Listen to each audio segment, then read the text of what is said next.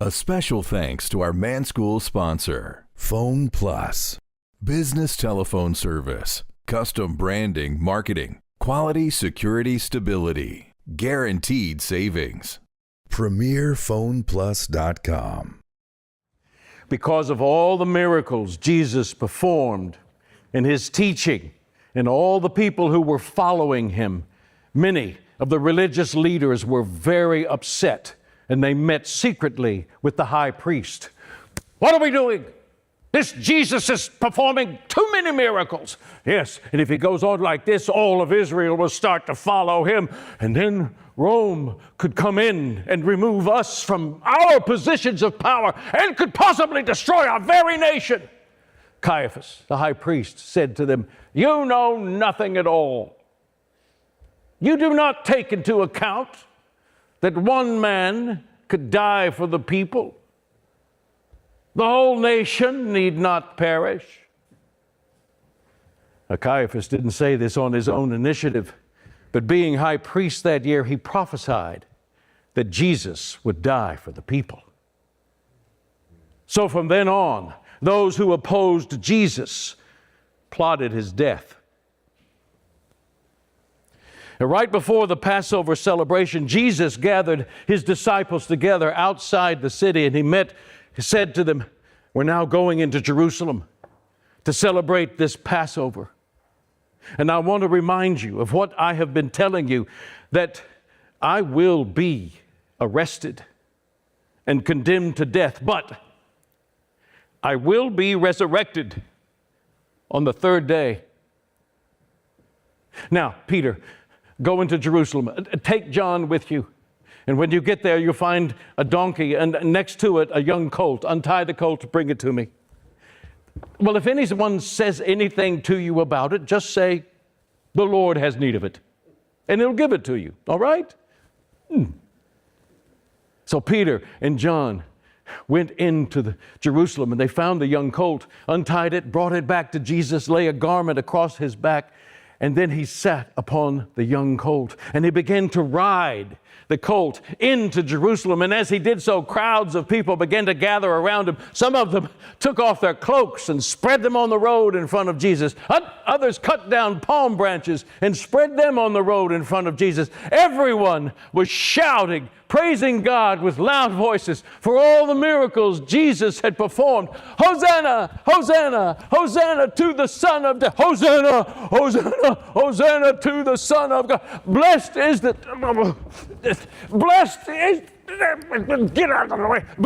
King who comes in the name of the Lord. Hosanna, Hosanna in the highest." The religious leaders in the crowd shouted at Jesus and said, "Tell your disciples to be quiet." I tell you, if these became silent, the very stones would cry out. And Jesus rode the young colt all the way to the temple. And when he got there, he found those merchants in the temple selling the sheep, the oxen, and the doves, and all the money changers. So Jesus took a piece of rope and he began to drive them out of the temple along with the sheep and the oxen. And he took the tables of the merchants and overturned their money and said, "Take these things out. Stop making my Father's house a house of robbery."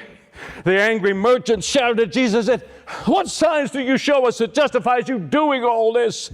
Destroy this temple, and I will rebuild it in 3 days. It took 46 years to build this temple, and you think you could build one in 3 days?"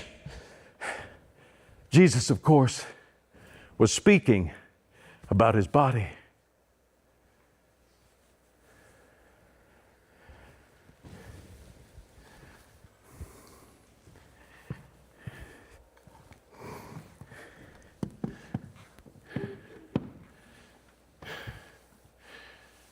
A few days later, Jesus and his disciples celebrated the Passover together in a large upper room.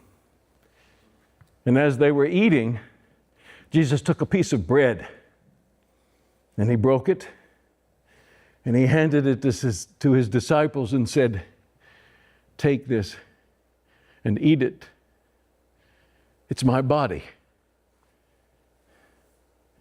every time you eat of it, just think about me. And then Jesus took his cup of wine and he prayed over it and he gave it to the disciples and said, I want you to drink from this cup, all of you. This is the blood, my blood, of the new covenant, which is being poured out for forgiveness of sins. I tell you, I will not drink of this fruit of the vine again until I do it with you in my kingdom. And then Jesus became very upset and said, tonight, one of you will betray me. When the disciples were so disturbed, they didn't know who Jesus was talking about. John was leaning against Jesus' breast and he gestured to John, find out who he's talking about. So John leaned back and said, Jesus, who is it? And Jesus said, it is the one for whom I will dip the bread and give it to him. So Jesus took a piece of bread and he dipped it and he handed it to Judas. Surely it is not I, Rabbi. You said it. I know what you have to do. Just be quick about it.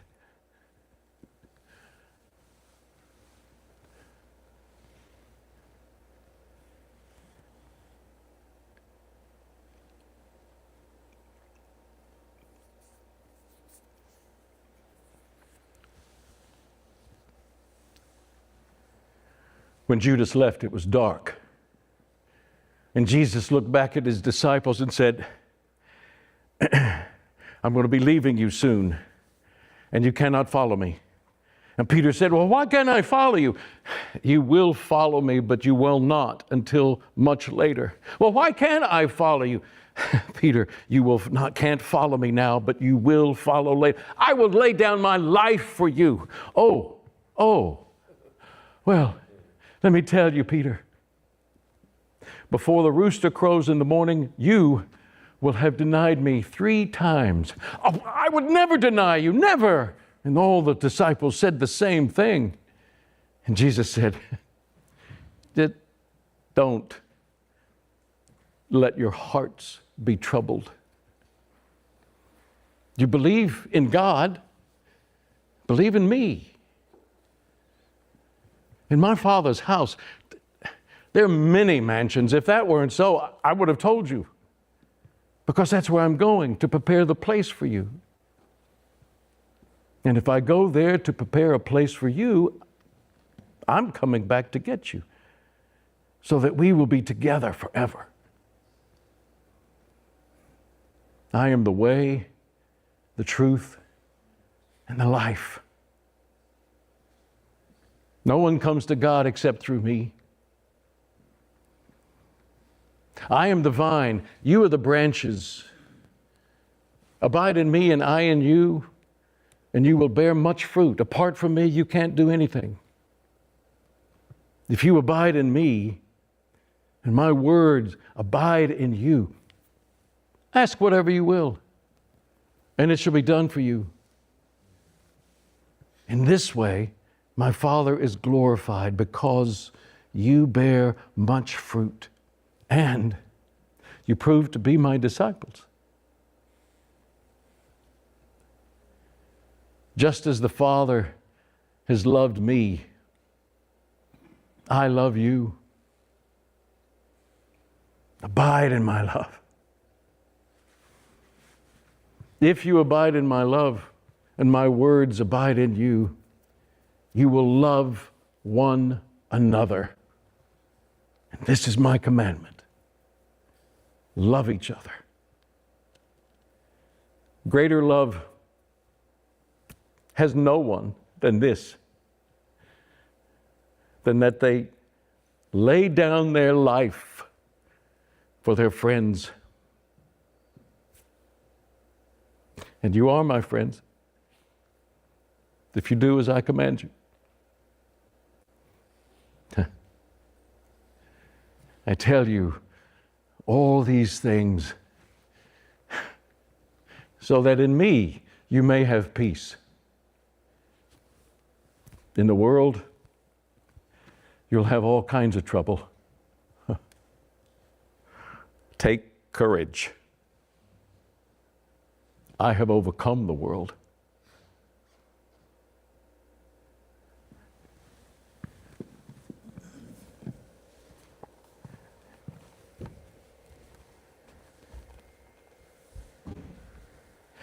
After this, Jesus and his disciples went to the Mount of Olives.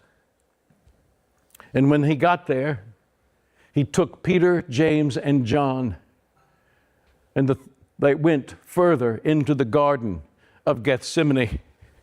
And Jesus said to them, "Now, please, my soul is crushed. I feel like I'm about to die. Please, I need for you to keep watch, stay awake, and pray." So Jesus went further into the garden by himself, and he said, "Oh, Father, Father, if it is possible, let this cup pass from me. Oh, Father."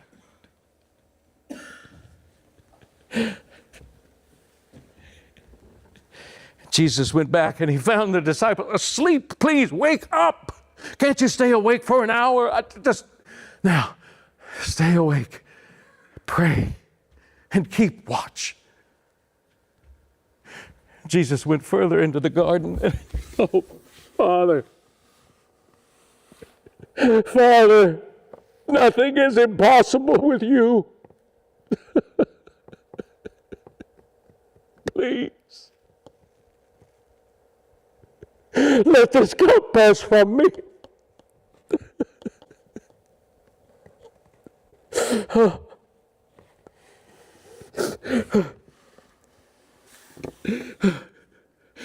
But if it will not pass unless I drink it,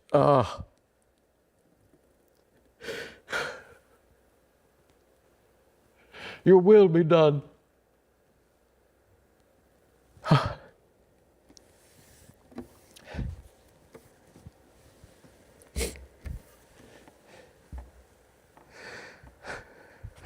Oh, still asleep. The spirit is willing and the flesh is weak. Get up. The Son of Man is about to be betrayed into the hands of sinners. Judas arrived with a cohort from the temple guard and a mob with clubs and swords. And he came up to Jesus and said, "Greetings, Rabbi. Do what you've come for, friend." "Oh, Judas,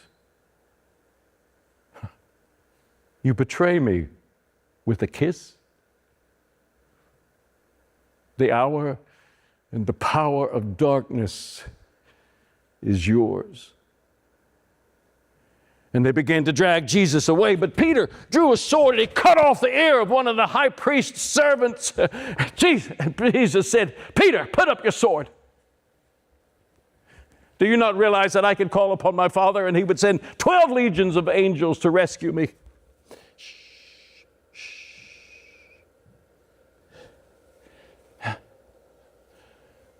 But all of this is to be fulfilled so Scripture can be fulfilled.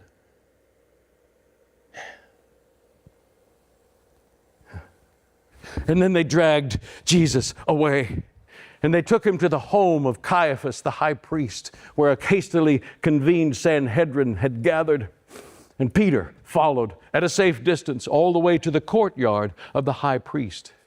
Now, the religious leaders who opposed Jesus kept trying to bring false testimony against Jesus so that they could condemn him to death. And many false witnesses came forward, but they kept contradicting themselves. Finally, 2 witnesses were brought forward and said, I heard this man say that he could destroy our temple. Oh, yes, and rebuild it in 3 days. Jesus, all this time, said nothing. So Caiaphas stood up and said, you hear all these charges against you, and you make no answer. But Jesus remained silent. So finally, Caiaphas said to him, I command you to swear before God in this holy assembly that you tell us if you are the Messiah, the Son of God. I am. And from now on, you will see the Son of Man seated at the right hand of God and coming in the clouds of heaven. Enough! This is blasphemy! What further need do we have of these witnesses? We've all heard the blasphemy. What is the decision? He should die. Let him die. He deserves to die. Those people who were standing around Jesus, they blindfolded him and they spat upon him and hit him in the head and said, prophesy to us, Messiah. Which one of us hit you? Now, Peter, who was outside in the courtyard of the high priest, was warming himself by the fire. And as he was sitting there, a woman came up to him and said, now, aren't you one of his disciples? I don't know what you're talking about. A moment later, another man came up to him and said, yes, I think you are. Yes, you are one of his. You're from Galilee. I can tell by your accent. I am not one of his disciples. Finally, a third person came up and said, yes, you are. I saw you tonight in the garden. You were the one who drew. By God, I don't know this man.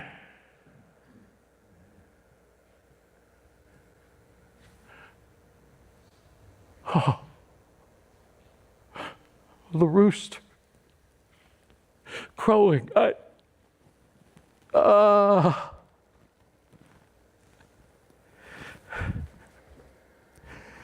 dawn the next morning, Caiaphas and the religious leaders took Jesus to Pilate, the governor, at his palace. But they wouldn't enter the palace because they didn't want to be defiled for Passover. So Pilate was awakened and brought out to meet them. So what are the charges you bring against this man? He misleads the people by forbidding to pay taxes to Caesar. Yes, he himself is Messiah, says he's a Messiah, the king.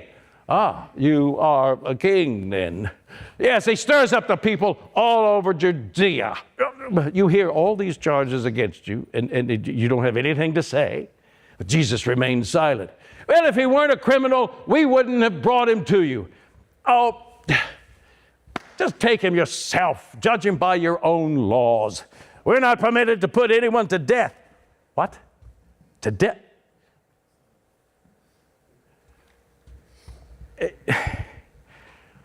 Leave me with him.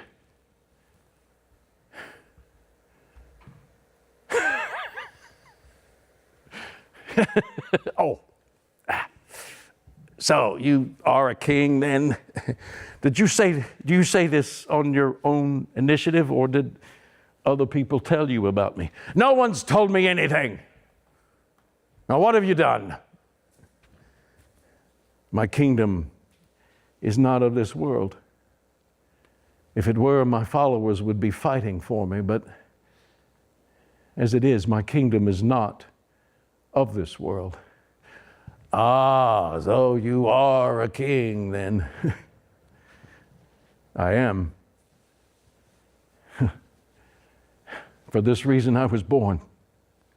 For this reason I came into the world, that I might bear witness to the truth.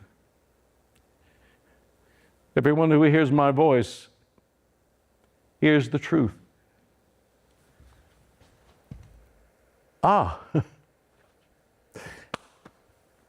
What is truth? Come, your accusers are waiting for us. Yes, come. I find no fault with this man. He's done nothing to deserve death. But since it is my custom at this time of your Passover to release to you a prisoner, I will give you your king. We don't want this man. Give us Barabbas. Barabbas is a thief, a murderer, and a rebel. We have a law, and by our law, he ought to die because he made himself out to be the Son of God. What? You're more than a king? You are the Son of God? Why don't you answer me? Don't you realize that I have the authority to release you or the authority to have you crucified? You would have no authority over me if it weren't given to you from above. If you release this man, you're no friend of Caesar's. Whoever makes himself out to be king opposes Caesar. I shall take him before the people. They can judge him. So Pilate took Barabbas and Jesus out onto his balcony, and he presented them to the mob below in his courtyard. Whom shall I release for you? Barabbas or Jesus, your king? But he says he is your king. Shall I crucify your king? Bring me a basin of water, quickly. But he has done nothing wrong. I'll flog him and then release him. Oh, yes. I wash my hands of this whole thing. If you want him crucified, so be it.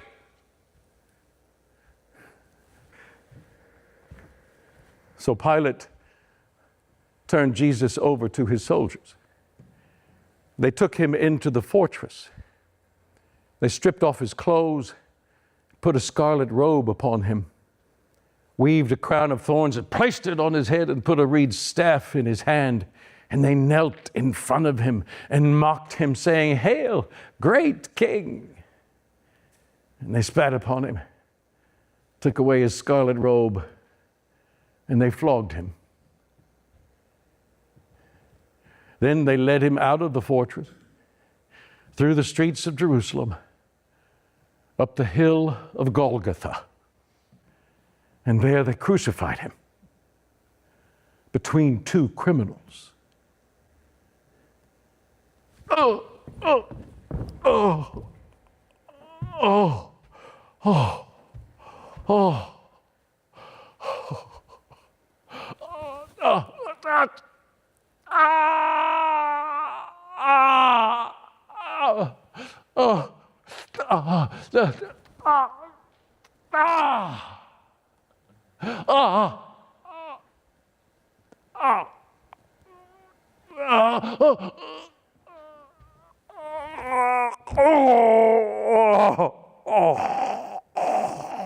Father, forgive them. They don't know what they're doing.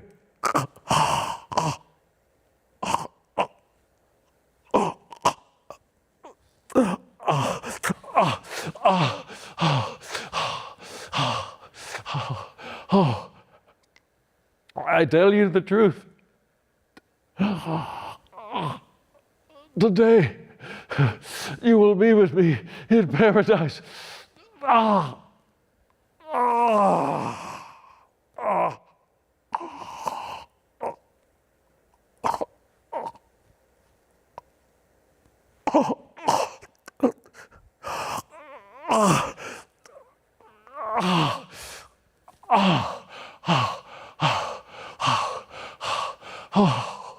My God. My God. Why have you forsaken me?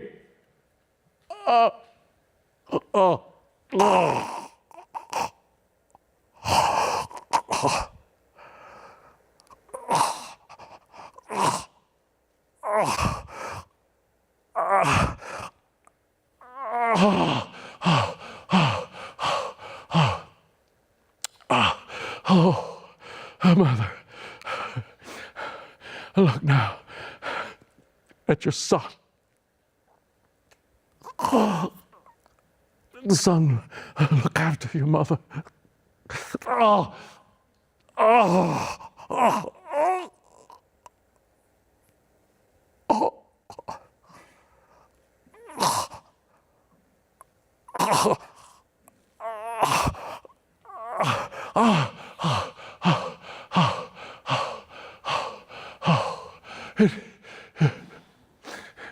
It's finished.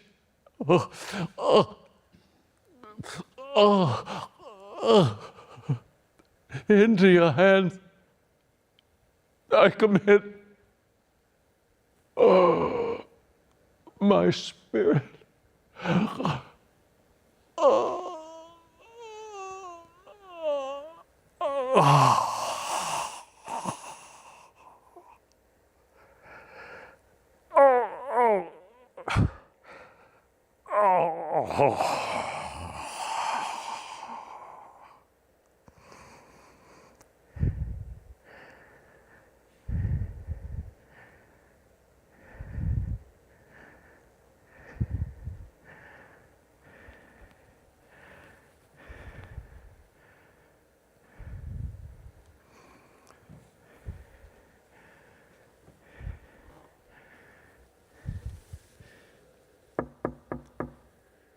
Peter,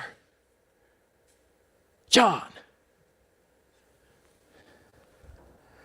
3 days later, Mary of Magdala came to the upper room where the disciples had celebrated Passover with Jesus. They had locked themselves there because they were afraid. Peter, are you there? Mary, is that you? Yes, open the door. I just come from the tomb and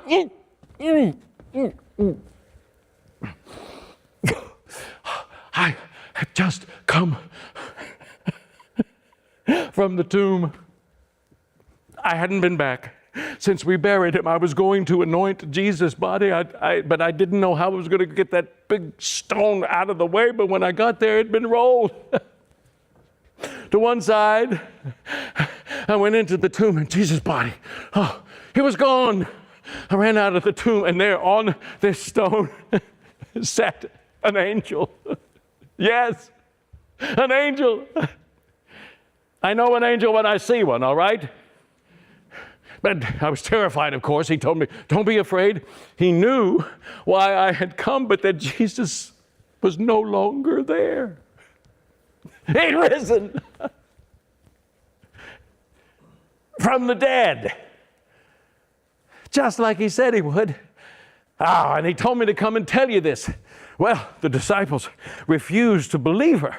So they sent Peter and John to go see for themselves. They left running together most of the way. John outran Peter.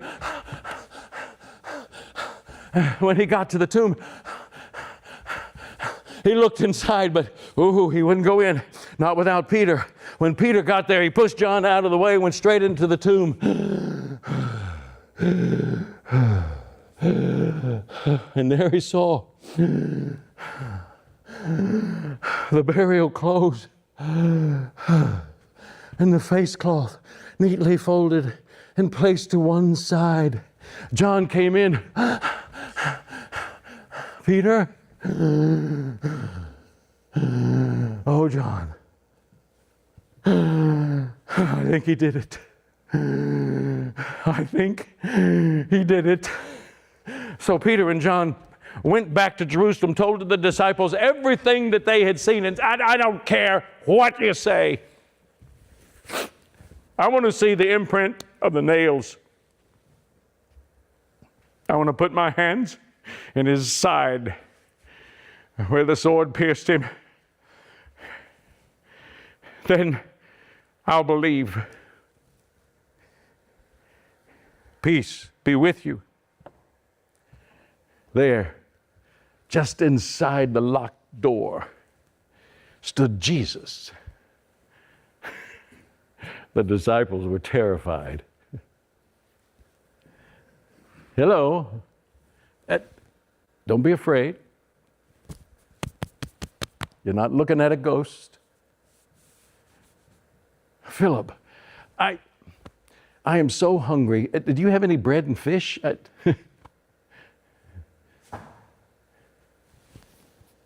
Thomas, give me your hands, Thomas.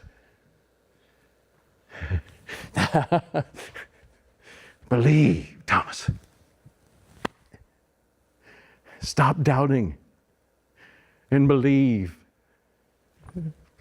Oh, my Lord and my God.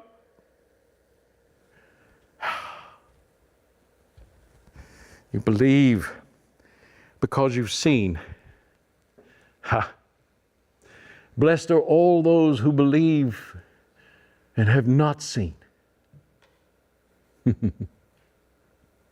Now, I want to remind you, all of you, of everything that I taught you while I was with you, that the Messiah would suffer and die, but that I would be resurrected on the third day, and that repentance for forgiveness of sins should be preached throughout the whole world, beginning first here in Jerusalem.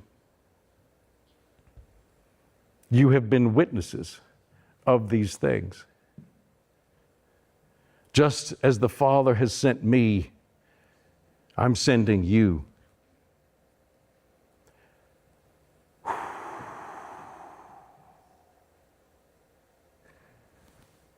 There's my Holy Spirit. I'm giving you the promise of my Father. But you are to remain here in Jerusalem until you have received the power.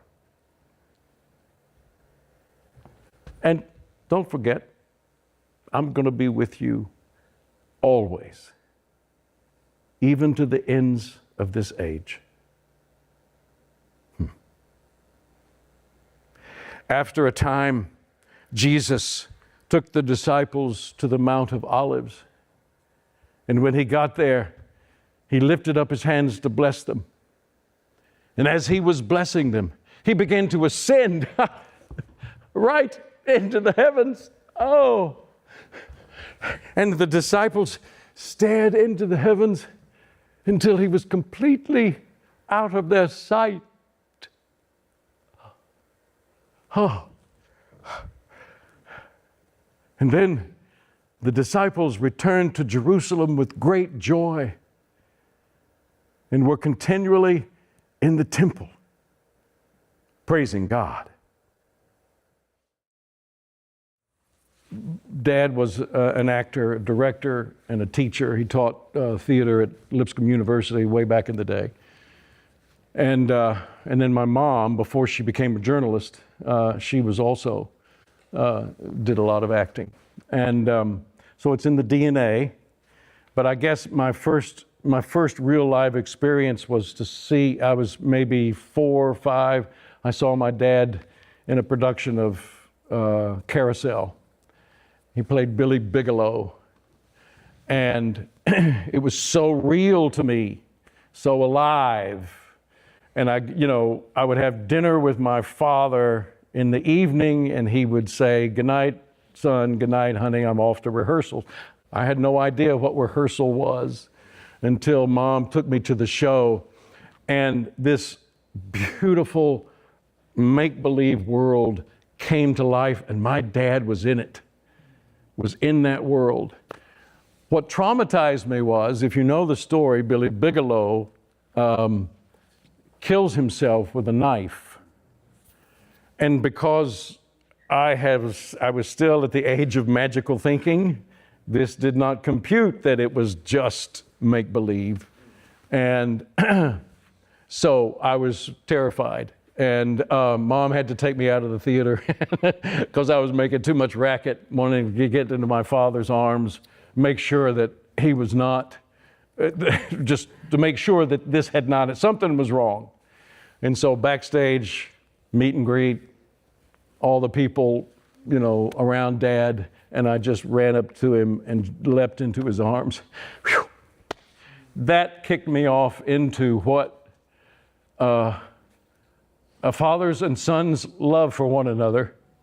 But then also, this was a magical world that I believed wholeheartedly.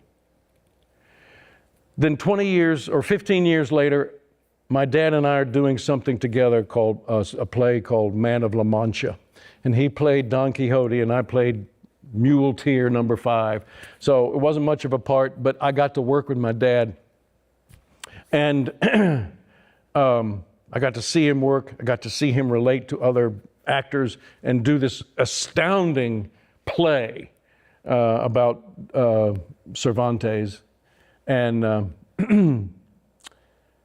and I got that. I was 20 years old, and that's when I decided that I could do this.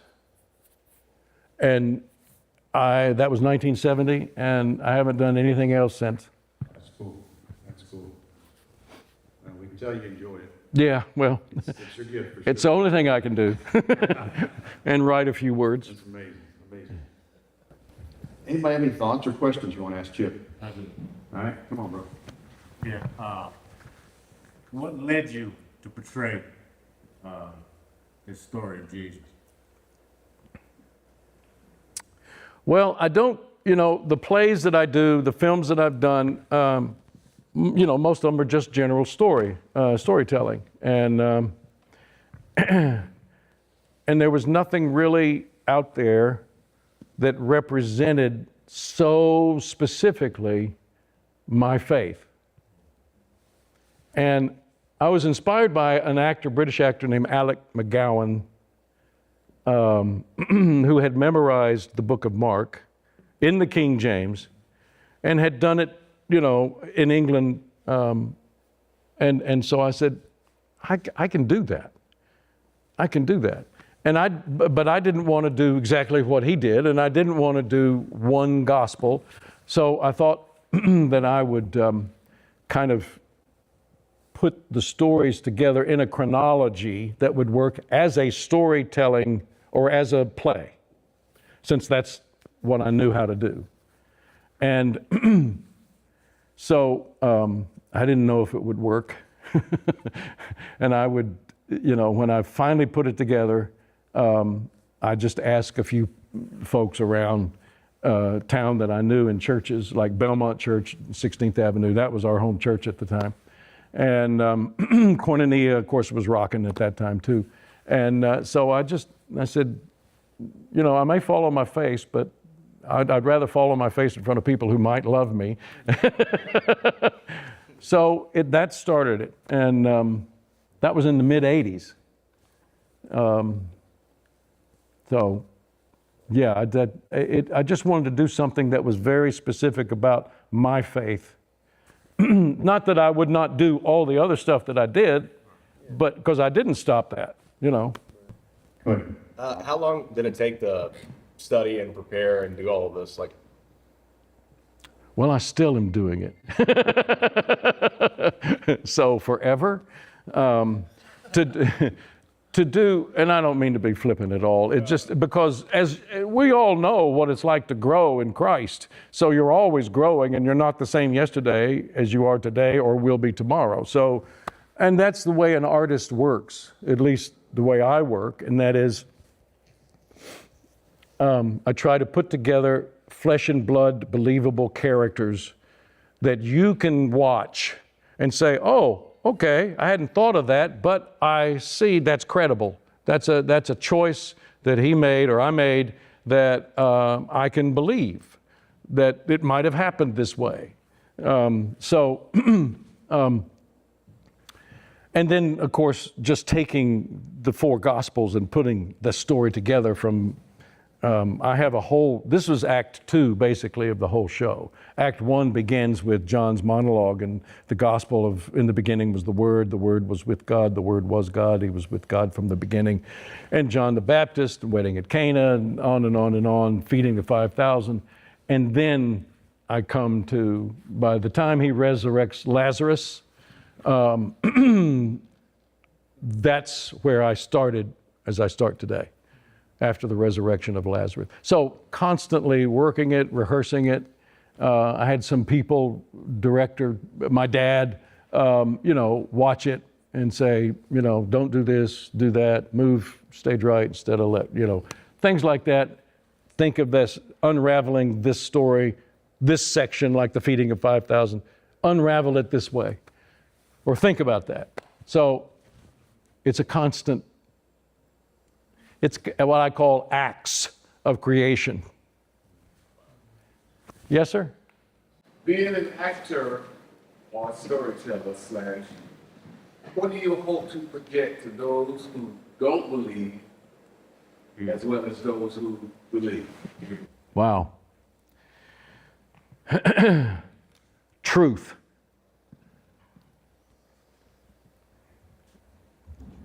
I don't concern myself with,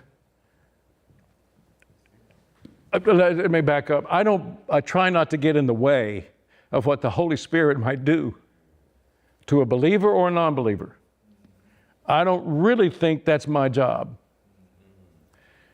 My job is to present something that is believable to me. And I don't mean that in any self-serving way. I just know that if I can be truthful with myself, honest with myself, and present an authentic character, and characters, as you saw, had multiple personalities going. If I can present that in an authentic way, then I trust that the Lord will reveal himself to every individual person who might be sitting, no matter where they come from, no matter what their background is, no matter what they're dealing with at any given moment. If they can see the love of Jesus, and I presented that in such a way, then I'll call it good. Yeah. I know you've written a couple books and you have other endeavors. Can you give us a brief summary of the books that you have, any future things where people can find you to find more stuff of you? Thank you, Cameron.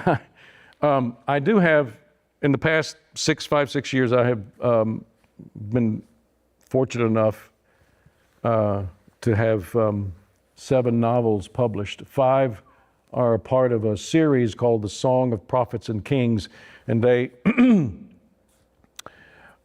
these are the great sagas of the first kings of Israel, first 3 kings of Israel, and the first 3 major prophets of Israel: Samuel, Gad, and Nathan, and then Saul, David, and Solomon. They're on display back here on a table. I'm sorry I don't sell merchandise, but if you want them enough, there are cards along with the books that you can take and go online and see how you can get those books if you want. And then I did a contemporary fiction series called The Urban Chronicles about a Marine chaplain and his family living in a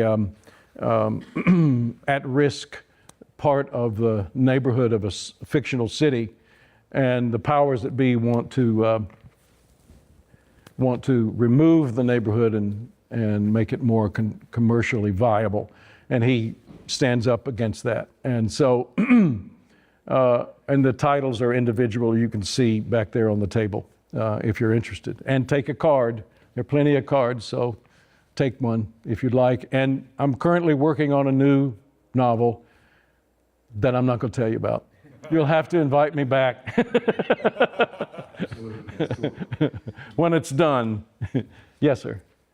I can appreciate the fact that you are considering unbelievers who might hear that Jesus is the Christ, the Son of God, like it talks about in the Gospel of John, and appreciate you wanting to, relate to the believer that might be in the room. But for as far as you, if I could ask a question, so often people in acting, they might do the same thing over and over again.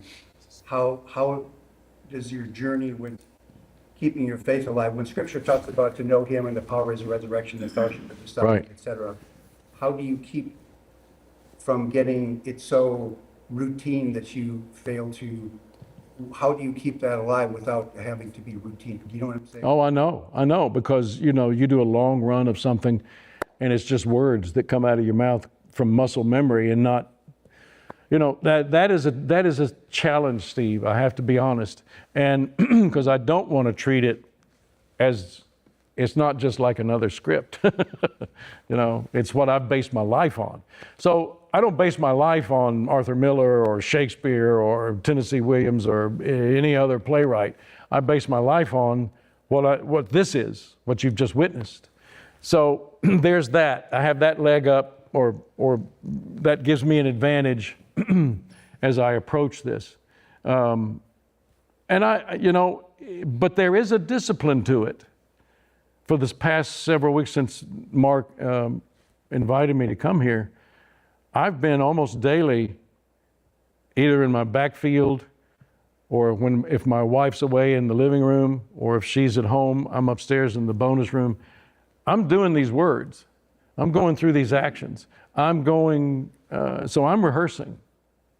And, but then there's that discipline, but there's also the discipline of just being in constant conversation with God about all my mess,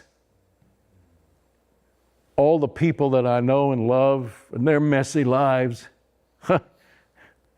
and all of the worship time that I get with guys like yourself and our church, and letting the world, you know, stay outside the door, not getting caught up in that.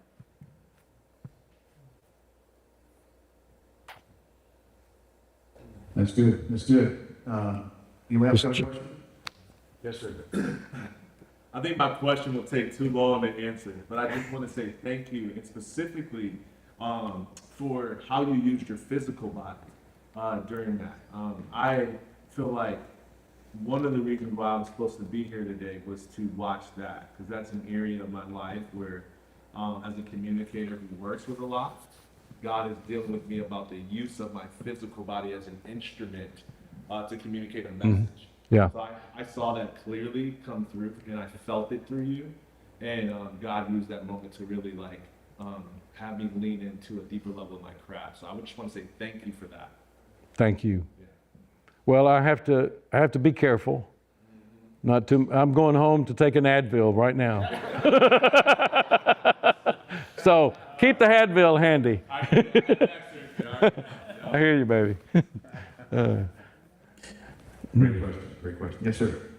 You said that you want to be true to your faith and true to your conviction. And when you get called to do a part that may be totally against your faith, and does your head ever get in the way of your heart, where you say, no, that doesn't make sense to my faith? Right. Conviction of heart that there might be an opportunity. If so, can you share anything? Michael, I've played some really despicable characters. And I do not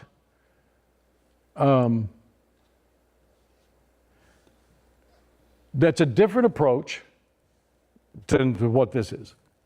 So it is really, I set this in a category, I set what I just did in a category all its own. But when I play characters that are bad guys, my approach to that is just as if it, I mean, I've played Atticus Finch and I've played, you know, murderers. So the good guys and the bad guys, I approach the same way in just a general way of approaching a part in a play. And that is, I've got to find the truth of those. I got to find the connection of my humanity with the humanity of that character, regardless of what they do or say. Because you've paid a lot of money to come and see this play, and you're going to feel robbed if you don't believe the story that's being told to you. The efforts of the company of actors has been so irresponsible to not be authentic and true to their characters and the mission of telling this story. So when I find the truth, Guido, the connection of my humanity with that character's humanity, I will latch on to that and start layering in what happens as a result of that character's choices, as a result of the direction of the play, and as a result of the choices of the other actors and director. So we're all in concert. We each have different instruments to play and different parts to play. But all of that, we are committed to telling the truth of that story. So that's a process, and that's just a real quick answer to a long process. That's why we have rehearsals. And I do a lot of work before I get to rehearsal. Chip, yes, sir. kind of walk right into that one, so I was going to ask you about the process. Because last week we talked about gearing up for whatever we're doing today. Right. That next moment. So I imagine you got up a little early this morning. You just roll out of bed, roll up here, hit a cup Right. of coffee, and jump on stage. No. Without every detail, but just give us a feel of what you did to prep this morning before you got here. I had an advantage of being, we live in Portland, Tennessee, so it's about an hour from here. So I am vocalizing. I mean, I have a, bathroom ablution stuff, and then brush my teeth, coffee, a little something solid to have the energy to do what I needed to do.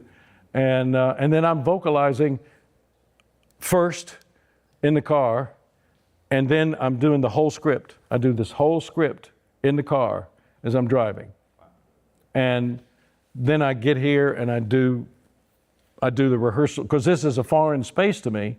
So I have to get connected to the space and try not to be rude and ignore you, but connected to this space, and then stretch a bit and get wired up with Cameron and Mark and all that stuff. Push-ups help? No, I did not do that.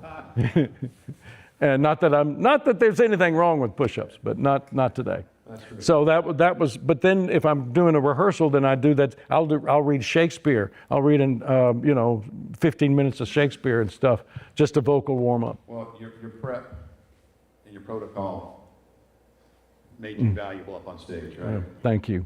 I mean, it really did. We talked about this last week, guys, was find your jam, walk into the room with the energy you need to bring up the level, and raise the roof, make an impact on that group, right? You did all the above. Thank you.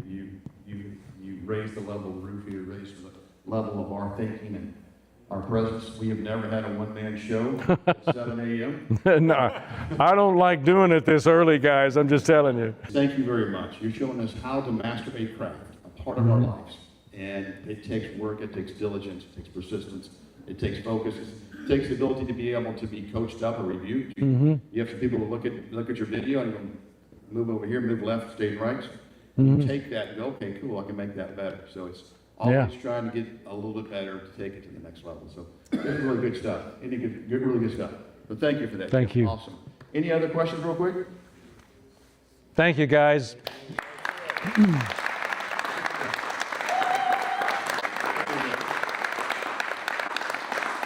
The table with the books and the cards. Go have a look. Take a card.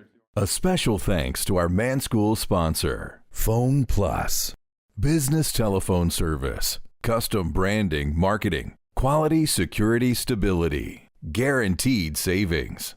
PremierPhonePlus.com